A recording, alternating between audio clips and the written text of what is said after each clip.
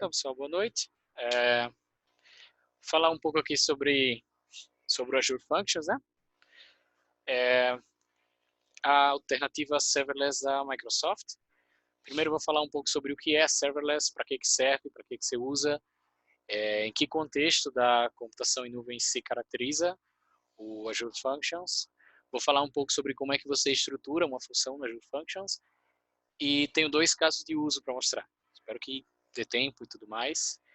E assim, essa apresentação, quando eu fiz a primeira vez, ela era voltada completamente a .NET. Então, tipo, tem muita coisa que eu acabei tirando que era relativa a .NET. Aí eu tentei fazer ela de maneira mais prática. Então eu vou mostrar muita coisa no portal, vou mostrar no Visual Studio e tal. Eu não sei se todo mundo aqui já usou .NET alguma vez, ou o Azure, ou nuvem, ou qualquer coisa. Se eu falar qualquer coisa que não, que assim, para mim pode ser óbvio, vocês não entendam, por favor, interrompam, eu não tenho isso. Se eu falar besteira também, alguém souber, por favor. E vamos lá. Primeiramente, computação serverless se trata do seguinte.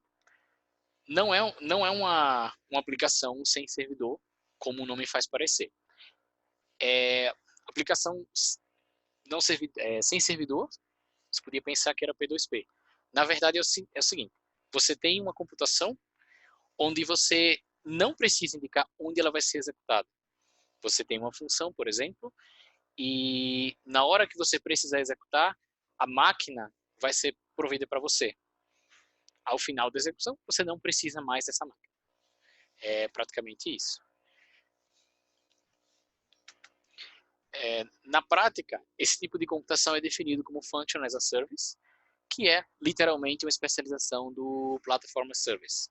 Você tem uma plataforma, no caso, pode ser Windows ou Linux. O Azure agora está começando a oferecer em Linux também, mas ainda é meio preview.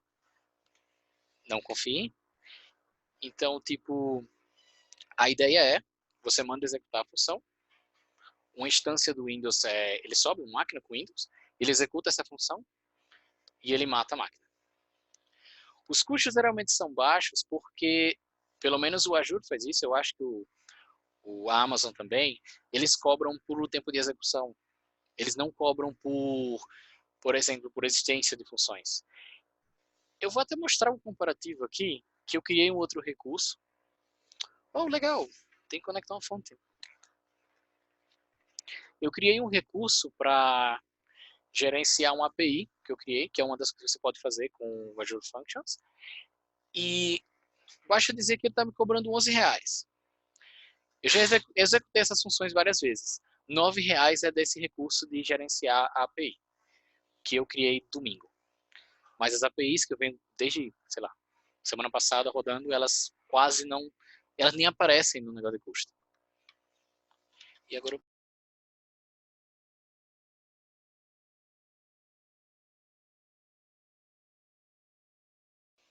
tá. Então, assim, quando é que eu uso uma função, quando é que eu uso computação sem serverless? Quando você tem uma lógica que você não depende de outra. Você precisa executar alguma coisa, você precisa fazer uma ação. Por exemplo, um caso de uso interessante eu recebi um vídeo, uma aplicação ou uma foto, eu preciso gerar miniaturas, ou eu preciso gerar várias versões dele. Você não vai ficar esperando que uma aplicação web faça isso. Então, o que geralmente os sites fazem? Vocês colocam esse arquivo em um canto, uma função serverless faz essa operação e depois salva em outro canto também. E aí a aplicação já deu a resposta para o usuário há muito tempo, sem você perder tempo com isso. Tem um outro caso de uso interessante, que é um que a Microsoft incentiva, que é assim, uma aplicação web não precisa se comunicar com um banco de dados. Essa aplicação, ela salvaria, você vai salvar alguma coisa, salva um elemento. Ela salva numa fila e você teria uma função que pegaria os elementos dessa fila, processaria e salvaria no banco. E aí, para essa aplicação consultar qualquer elemento, ela já construiria um elemento de cache, como um Redis cache, por exemplo. E aí você não teria nunca... E esse cache também seria atualizado pelas funções. Então você não teria aplicação em contato com o banco de dados. Então tem vários exemplos, mas assim, na prática, você pode usar uma aplicação serverless para quando você não precisar que a aplicação fique rodando. Porque ela não é uma coisa que vai ficar ali rodando para sempre. Não é uma máquina virtual. É uma coisa que vai responder a uma requisição ou responder a um evento e vai morrer. É só isso. Tá. Ok. Eu vou dar uma revisada nesses slides depois. Então, a função que o Azure Functions traz, você pode programar ela de duas maneiras. Usando uma IDE, no caso o Visual Studio ou VS Code. Existem outras IDEs que são suportadas para código Java, mas eu nunca usei, então não posso dizer. E através do portal.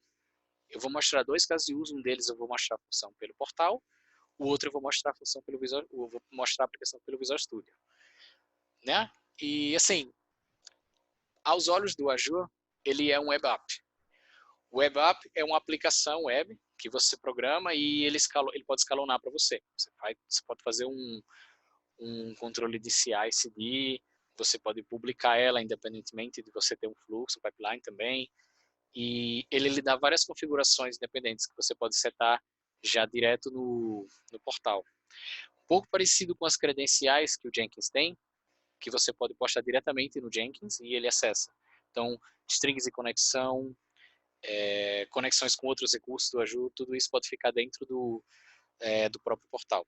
E aí as funções ele dá ele oferece essa mesma plataforma. Então, a função precisa conectar com o banco, você já vai ter essa configuração lá transparente. Você não vai precisar criar. E você pode integrar com o Azure DevOps também, antigo VSTS, para você poder, por exemplo, colocar essas funções num pipeline. Você não é obrigado, você pode publicar direto do Visual Studio. Você pode criar essas funções direto no portal também, elas ficam salvas lá no próprio portal, no próprio Azure. Ou você utiliza o pipeline, pegando de um repositório, Git ou TFS. Tá, então assim, basicamente uma função ela tem três ou quatro, como é que eu posso dizer? 3 ou 4 partes. Eu vou mostrar isso aqui no portal. Um gatilho de entrada, que é como a função é executada, esse elemento é obrigatório. Você tem o próprio código-fonte dela.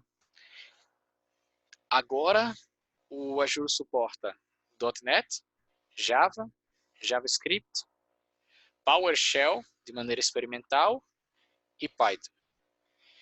Esse é a segunda versão do Azure Functions que eles estão usando agora, que usa o .NET Core, que é multiplataforma, que não depende do Windows. A versão anterior suportava várias outras linguagens, mas algumas delas como é que eu posso dizer, era chuncho.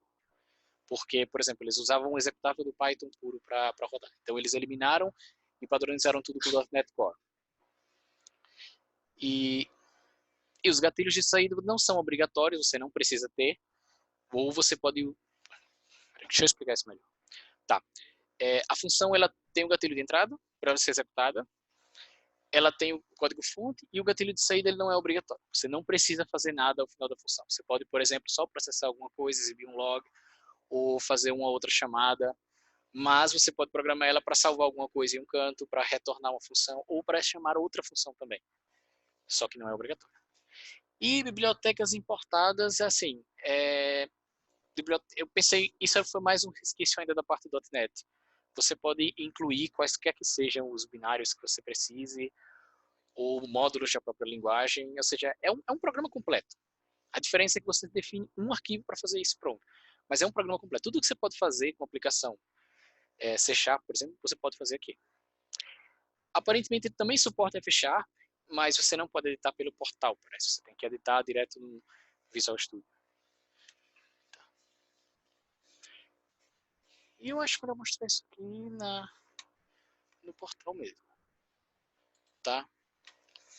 Tá, beleza. Isso aqui é um exemplo de uma função, né?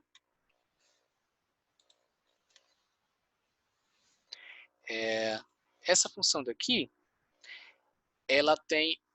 eu usei ela para construir uma API Eu vou mostrar vai ser o segundo caso de uso. Mas aqui, por exemplo, cada uma dessas funções aqui, ela é um código. Como eu fiz essa função daqui e publiquei pelo Visual Studio, ele não me deixa editar por aqui. Eu só posso executar. Então eu vou mostrar essa daqui primeiro, que eu posso editar. Tá, ok. Essa tela fica bem pequena aqui, viu?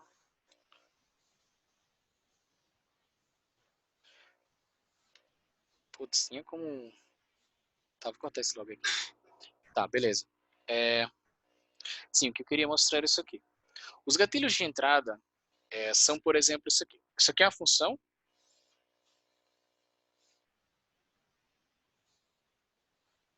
Como vocês viram, aqui está o código dela, né? Eu posso testar. Se eu disser que essa função aceita mais métodos ou menos métodos, ele vai mostrar aqui. Ele só me mostra exatamente como é que eu posso dizer, o que eu programar.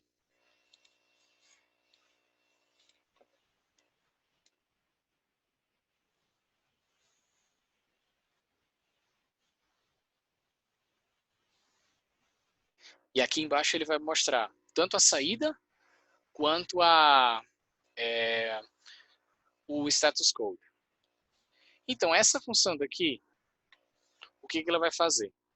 Ela tem como parâmetro de entrada, ela é uma função HTTP, né? Então, ela tem como parâmetro de entrada... Ah, esse é de leitura. Verdade, deixa eu trocar para essa aqui.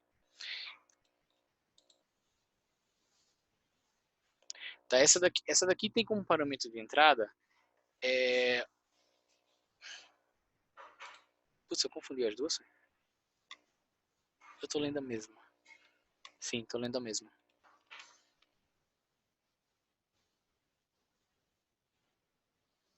Essa tá certa. Tá, desculpa. Essa aqui ela tem como parâmetro de entrada uma requisição HTTP, né? Ela recebe esse JSON aqui, que eu mostrei. E o que ela faz?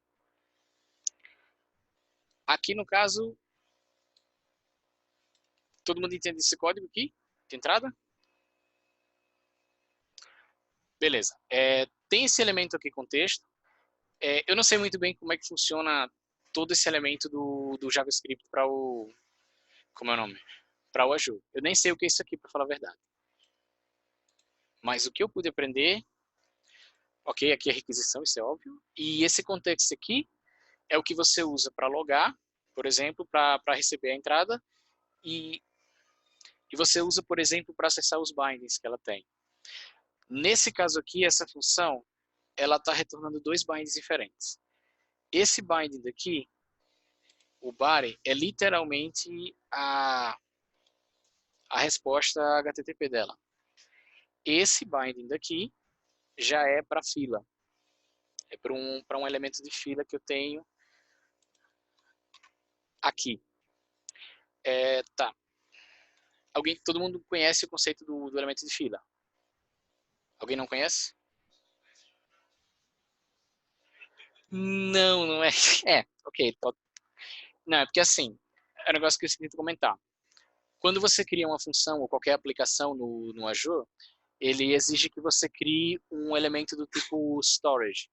Esse elemento storage, ele vem com 4 partes. É um sistema de arquivos virtual, ele vem para você colocar blobs, que você pode usar para logs também, porque ele é otimizado para append, coisa assim. Ele vem com um banco de dados NoSQL, que é o Azure Table, e ele vem com um sistema de filas. Então, ele já está conectado. Eu não preciso fazer nenhum bind, ele já está conectado, eu só preciso dizer a ele qual elemento ele tem que usar. Esse aqui é... Então, no caso aqui, essa fila daqui, ó, atualmente ela não tem nada, né? Cara, esse negócio aqui é um saco, tem como sumir com isso aqui?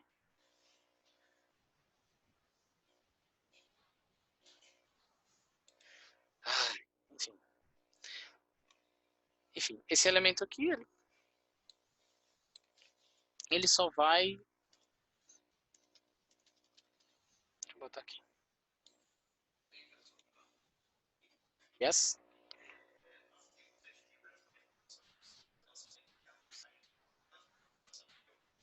Sim, sim. Então, a minha ideia é usar uma função para salvar e usar outra função para ler.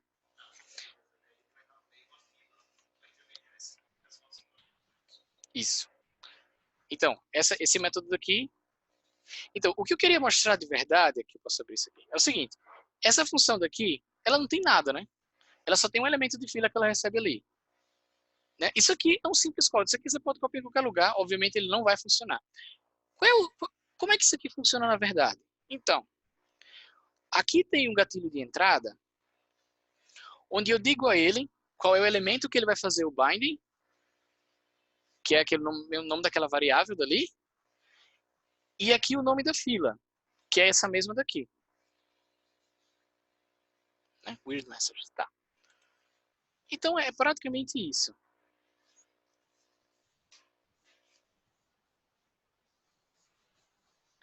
Se eu criar uma função daqui, se eu criar uma mensagem aqui,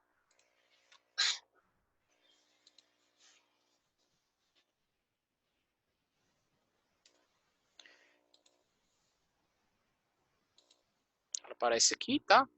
Foi salva na fila. Isso. Essa é a fila. Agora ela sumiu. Ela foi lida aqui. Por quê? Porque ela já está programada com esse gatilho, então ela já vai estar esperando. Entrou alguma coisa lá. Inclusive isso me deu um trabalho muito grande ontem, que é o seguinte. Eu vim aqui, eu criei um elemento e eu queria ver se estava na fila. Mas assim que esse elemento salva, ele já dispara o evento para essa aqui. Então o que estava acontecendo era que eu não conseguia ver nem aqui. Então vamos lá. Porque é nessas horas que a gente faz essa afirmação que paga de mentiroso, né? Então vamos lá. Tá, então ele compila. Aqui ele mostra a saída, né? Como eu falei. Por quê? Porque ele tá com essa saída aqui. Tá? E aqui ele demorou um pouquinho, mas ele mostrou. Maurício Dançarino. Tá. Ok, o que mais eu queria mostrar também? É, acho que eu parei o compartilhamento sem querer. Tá. Muito obrigado. Essa função daqui, deixa eu mostrar as saídas dela. Aqui. Ela não é obrigada, você não é obrigado a colocar uma saída, mas você pode também. E qual é a ideia aqui? Qual é a diferença de entrada e gatilho? É porque, assim, literalmente, eu posso colocar que ele vai ler isso aí de algum outro lugar, mas ele não vai ser disparado por isso. Se eu colocar que tem um elemento na fila que é a entrada, ele não vai ser disparado por isso, mas ele vai puxar esse elemento. E eu poderia usar isso aqui, por exemplo, porque eu posso passar para ele uma tabela como entrada, no caso do banco NoSQL, ou um arquivo que esteja num blob e tal. E com isso, quando eu for executar, ele já vai fazer, ele já vai ter esse bind. Aqui é mais para ter um bind do que para realmente ele disparar alguma coisa. Oi.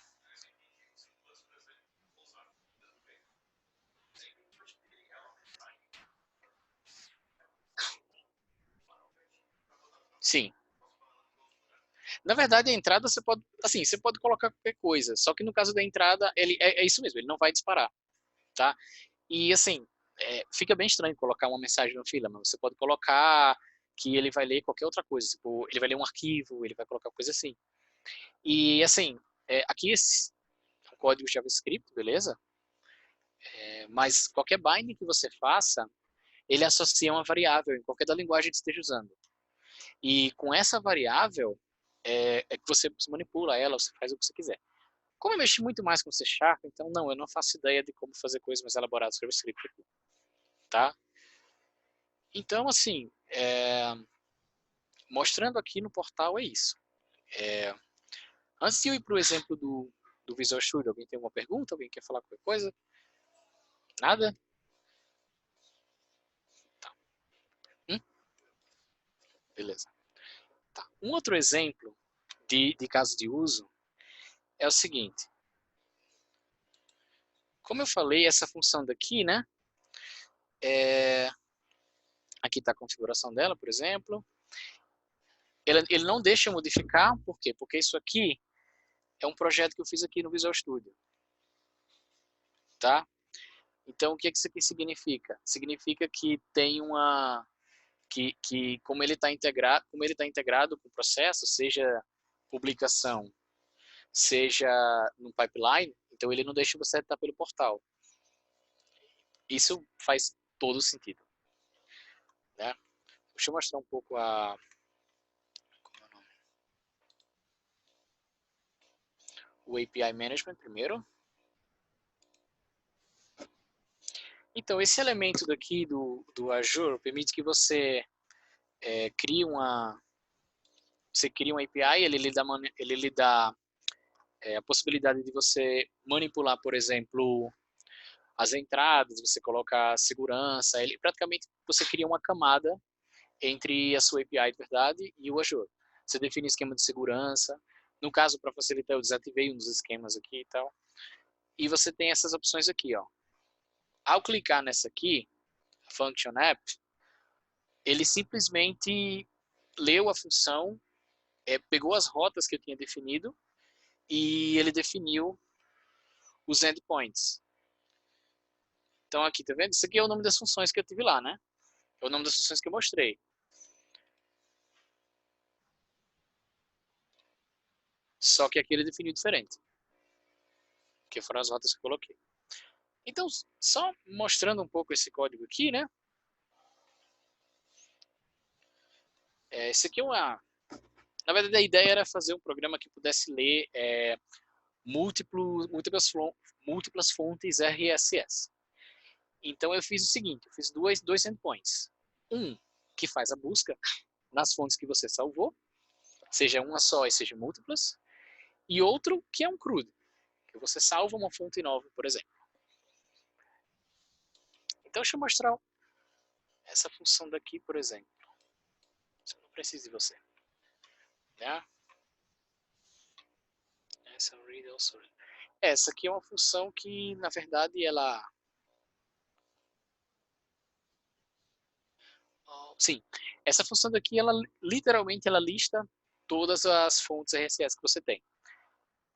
O que é interessante ver aqui?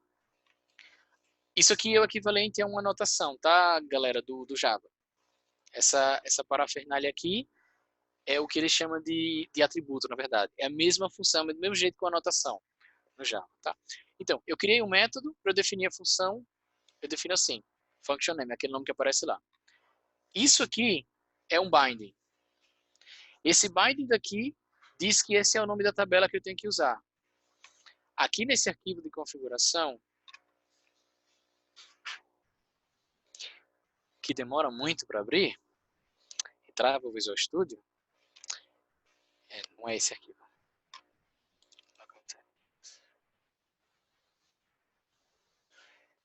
Eu não lembro onde é que está a configuração dele. Tá, beleza, o Visual Studio guarda em algum lugar aqui. Enfim, já sei, tá no portal. Enfim, isso aqui eu faço o binding para essa tabela daqui. A tabela eu posso mostrar também? Resource. Storage aqui.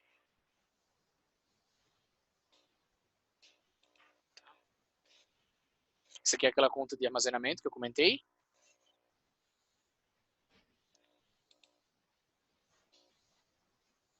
E assim, essa tabela é uma tabela NoSQL. E como é que eu...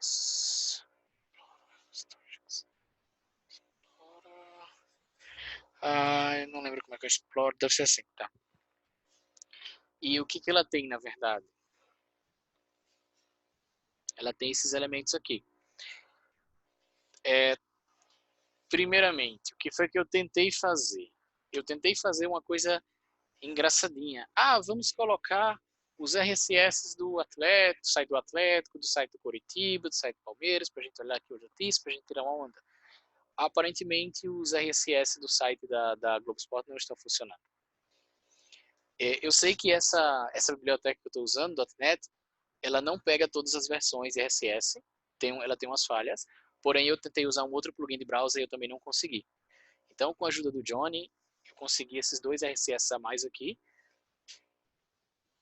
no caso esse critical aqui, e esses são os que a gente vai usar. Então aqui, tá, isso aqui é uma tabela do storage, esse elemento aqui foi outra funcionalidade que não deu para fazer. Você tem o link, você tem o nome, o timestamp que ele adiciona e a partition key. Tá como o row key aqui, porque quando você... Esses 2 elementos aqui, eles vêm da tabela, eles são obrigatórios na tabela deles. O row key é a chave primária. Ele é único sempre. E o partition key é o seguinte, ele não é único, porém se você tiver elementos com o mesmo partition key, ele indexa. É mais fácil fazer uma busca. E se você quiser buscar eles em paralelo, você simplesmente coloca nomes diferentes. Então, dá para fazer uns tratamentos bem legais. Para facilitar o código, eu coloquei tudo object, porque a gente não tem necessidade de fazer um negócio muito rápido. Então tá, essa aqui é a tabela, né? Beleza. Então, em source,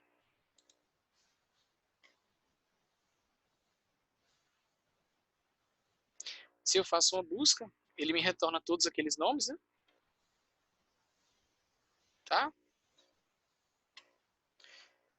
Eu posso pedir apenas um. Eu acho que é assim que funciona.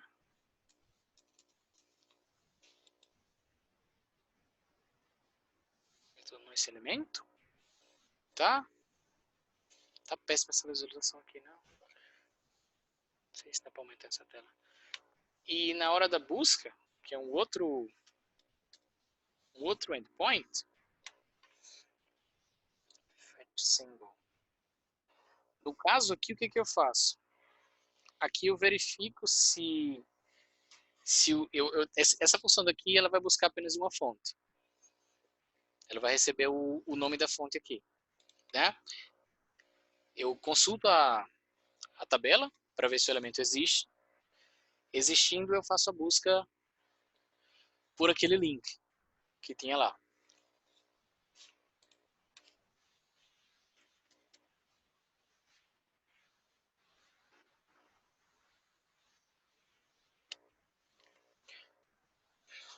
Eu queria que desse para mostrar isso aqui maior.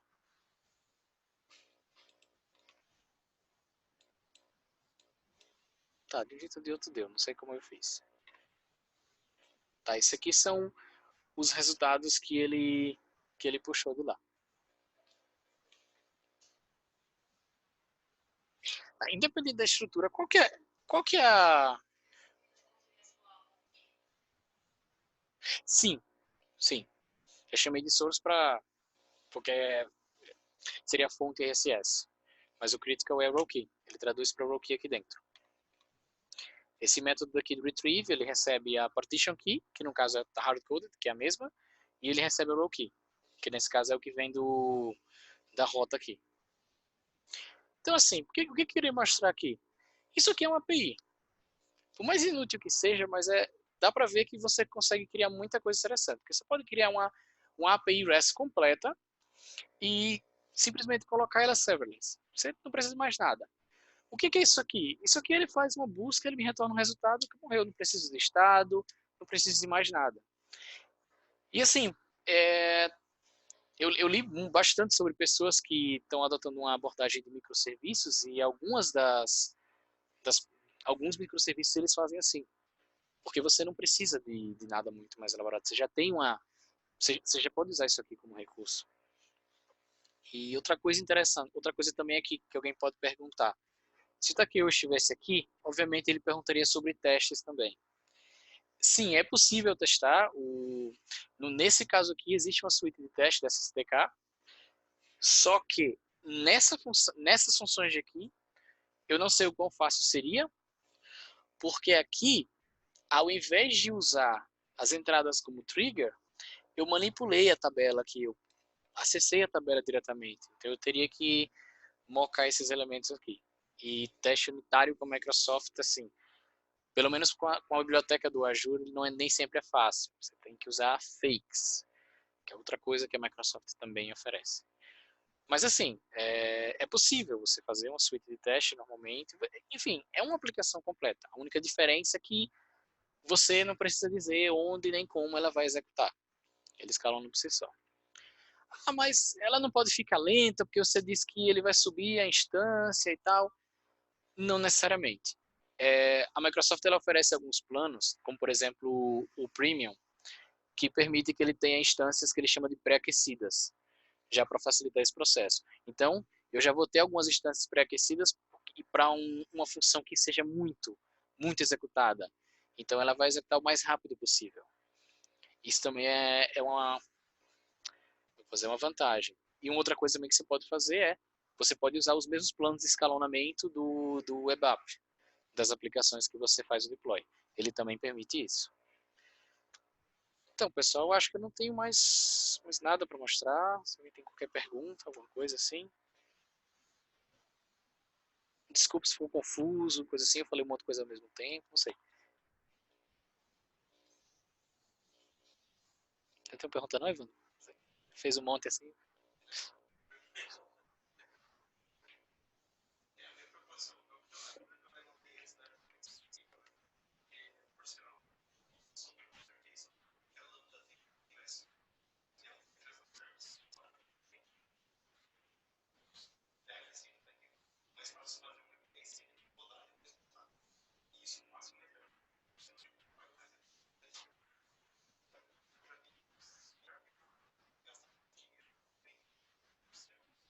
Sim.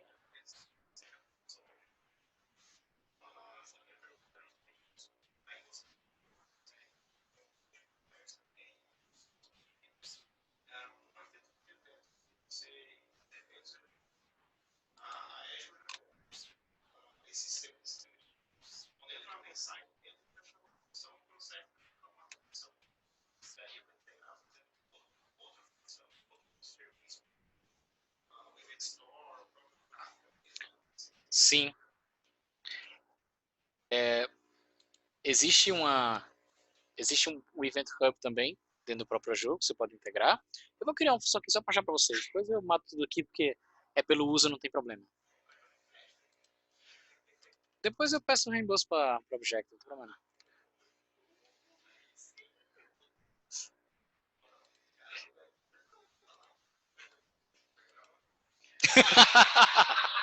Eu pensei nisso depois que falei.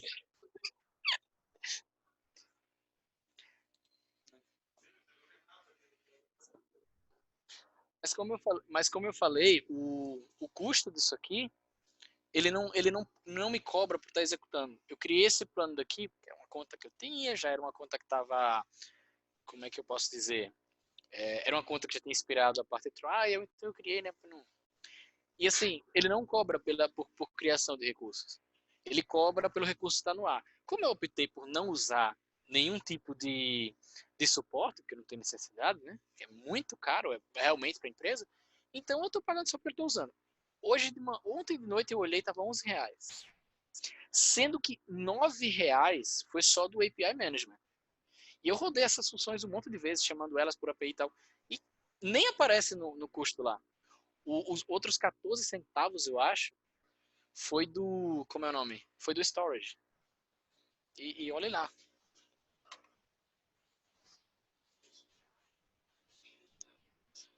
Não, não, deixa eu explicar melhor então essa parte. Nesse caso aqui, o que eu estou falando é porque eu criei para demonstração, tá? Assim, a empresa, ela pode, como é o nome? Eu não precisava ter criado essa função, interessante. Ah, não, precisava. Então, a empresa pode contratar qualquer coisa desse tipo. Existem vários planos de suporte e tal. No caso que eu falei que você não paga com uma função, é porque, por exemplo, quando você vai manter uma aplicação, tipo o web app, você mantém o banco de dados e tal, cada um deles tem um plano diferente para pagar que depende do SLA. depende do poder da máquina. No caso da função, se for suficiente para você, você pode fazer um benchmark sem um esquema de escalonamento dele. Aí você vê, ah, tá, esse básico dele serve para gente. E aí você tem os planos maiores, tanto o premium das máquinas pré-aquecidas, quanto os planos do próprio web app que você pode usar. Então isso depende da empresa. A princípio, o default é que você não paga nada para usar ele. Você paga bem pouco, assim, é um número muito grande de requisições para chegar a custar dólares. Assim. Exatamente. Não, o Functions é a mesma coisa que o Lambda. Salva as proporções da plataforma. Ok, criando.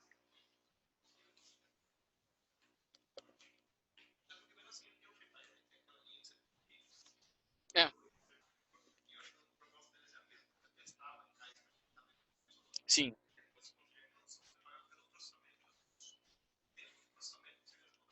exatamente.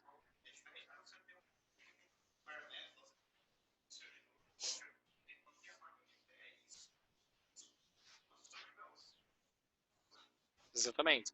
Só para mostrar aqui para vocês, ó, essa função daqui eu posso dizer onde é que ela vai ser, onde é que eu vou editar, né? Então ele já me dá um arquivo lá, uns arquivos para poder publicar, dependendo da situação. Aqui eu vou colocar no portal só porque realmente é muito mais rápido. Ó, quando não atrapalha embaixo, atrapalha em cima. É ótimo isso aqui. Ah, você perguntou se ele tinha os eventos, né?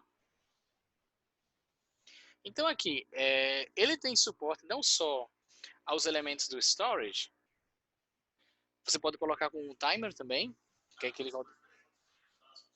Exatamente. Esse aqui ele responde a uma requisição HTTP, você pode integrar ele a um API ou não. Ali eu só mostrei ele integrado a API REST como exemplo, mas você pode colocar, você acessa direto no endpoint da função, coloca o esquema de segurança se quiser. Você não precisa fazer uma API se você não quiser. Tá? Aqui, foi esse aqui que eu escolhi para aquela função, mas... Exatamente. O Service Bus, que é uma coisa parecida com isso aqui, só que tem umas funções a mais, você pode botar um arquivo binário, coisa assim. Você pode salvar um blob lá também. O Event Hub, por exemplo, né? Isso aqui é aquele banco de dados que eu mostrei, o Table. É, tem outras coisas também, eventos de IoT, tem o SendGrid.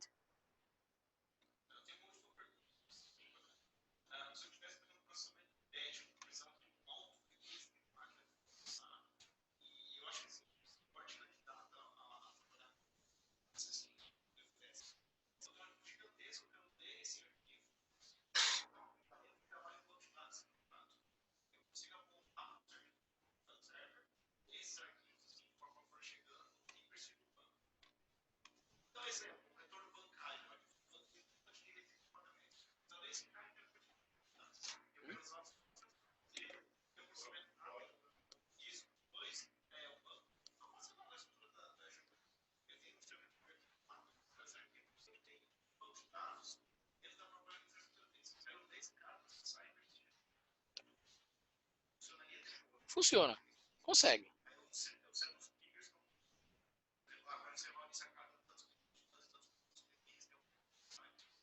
Sim. O que eu já vi pessoas fazerem foi o seguinte. Salvava na fila um ID ou endereço desse arquivo, e esse arquivo poderia estar, por exemplo, aqui. Poderia estar aqui. Ah, mas e por que você não colocar um elemento do blob ou do file? Porque às vezes você quer fazer mais uma coisa ao mesmo tempo. Então, com esse ID, você pode acessar mais de um elemento que esteja salvo. Exatamente. Então, você tem você recebendo esse ID, você coloca o ID na fila, por exemplo, ele lê, ele acessa processa e assim, a ideia é justamente essa. Independente do que você processar, do que você conseguir acessar, a aplicação já retornou e já avisou. Por exemplo, quando você sobe um vídeo no YouTube, ele lhe avisa. No YouTube não. No YouTube também. Mas no Facebook, ele lhe avisa lá, né? Estamos processando seu vídeo. Então, é uma coisa parecida com essa. Você não vai ficar vendo uma barra de progresso lá sem poder usar. Ele simplesmente diz, ó, vai fazendo as coisas aí enquanto a gente tá terminando. Então, a ideia é essa. No caso, se você mandar salvar esse arquivo num blob ou no sistema de arquivos, você também pode disparar esse mesmo evento. E aí, com isso, você já processa ele lá mesmo. pessoal, alguém tem mais alguma pergunta? Qualquer coisa? Então, muito obrigado pela sua paciência.